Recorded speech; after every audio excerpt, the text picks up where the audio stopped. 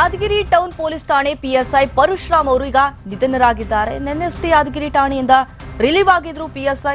ಸಂಜೆ ರಿಲೀವ್ ಆದ್ರು, ಆದರೆ ರಾತ್ರಿ ಹೋದಂತ ಮನೆಗೆ ಹೋದಂತ ಸಂದರ್ಭದಲ್ಲಿ ಆಗ ಹೃದಯಾಘಾತದಿಂದ ಪಿಎಸ್ಐ ಪರಶುರಾಮ್ ಅವರು ನಿಧನ ಹೊಂದಿದ್ದಾರೆ. ಸಂಜೆ ಠಾಣೆಯಿಂದ ಹೂವಿನ ಸುರಿಮಳೆಯೊಂದಿಗೆ ರಿಲೀವ್ ಆಗಿದ್ರು ಪಿಎಸ್ಐ. ಸಿಬ್ಬಂದಿಗಳೊಂದಿಗೆ ಊಟ ಮಾಡಿದ್ರು, ಠಾಣೆಯಿಂದ ರಿಲೀವ್ ಆಗಿದ್ರು.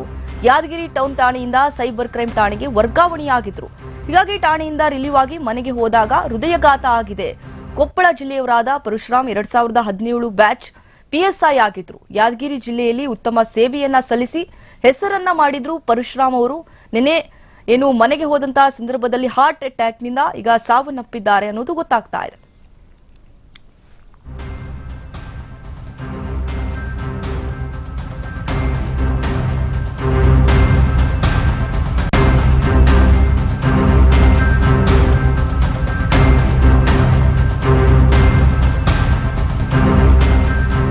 ಯಾದಗಿರಿ ಟೌನ್ ಪೊಲೀಸ್ ಠಾಣೆಯ ಪಿಎಸ್ಐ ಪರಶುರಾಮ್ ಅವರು ನಿಧನ ಹೊಂದಿದ್ದಾರೆ.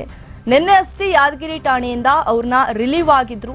ಸಂಜೆ ರಿಲೀವ್ ಆದ್ರು, ಆದರೆ ರಾತ್ರಿ ಹೃದಯಾಘಾತದಿಂದ ಪಿಎಸ್ಐ ಪರಶುರಾಮ್ ಅವರು ನಿಧನ ಹೊಂದಿದ್ದಾರೆ. ಸಂಜೆ ಠಾಣೆಯಿಂದ ಹೂವಿನ ಸುರಿಮಳೆಯೊಂದಿಗೆ ರಿಲೀವ್ ಆಗಿದ್ರು ಪಿಎಸ್ಐ. ಸಿಬ್ಬಂದಿಗಳೊಂದಿಗೆ ಊಟ ಮಾಡಿದ್ರು, ಠಾಣೆಯಿಂದ ರಿಲೀವ್ ಆಗಿದ್ರು.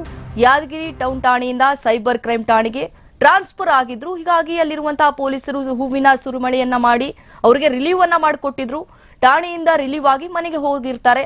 ಆ ಸಂದರ್ಭದಲ್ಲಿ ಹೃದಯಾಘಾತ ಆಗಿದೆ ಅನ್ನೋದು ಗೊತ್ತಾಗಿದೆ.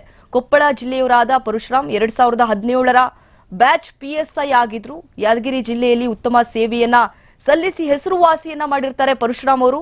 ನಿನ್ನೆ ರಿಲೀವ್ ಆಗಿ ಮನೆಗೆ ಹೋದಂತಹ ಸಂದರ್ಭದಲ್ಲಿ ಇವರಿಗೆ ಹಾರ್ಟ್ ಅಟ್ಯಾಕ್ ಆಗಿದೆ ಅನ್ನೋದು ಗೊತ್ತಾಗಿದೆ.